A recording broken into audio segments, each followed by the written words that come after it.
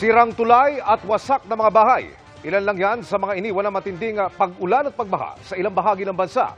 Nakatutok si Ian Cruz.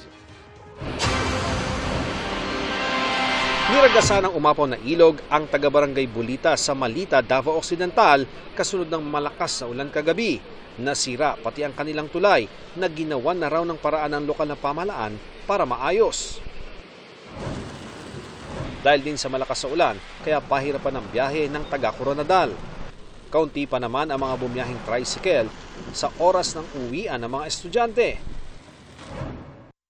Sinabayan naman ng malakas na hangin ang ulan sa Libungan, Cotabato. Nawasak tuloy ang ilang bahay. Agad nagpaabot ng tulong ang munisipyo. Dahil din sa masamang panahon, kaya binaha ang ilang kalsada sa Baggao, Cagayan. Sinuspindi muna ang lahat ng klase ngayong araw, pero marami pa rin stranded nang umapaw ang ilog lagpas sa tulay. Nawasak din ang irigasyon sa ilang palayan sa bayan.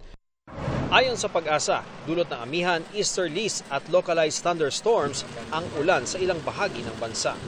Para sa GMA Integrated News, Ian Cruz, nakatutok 24 oras.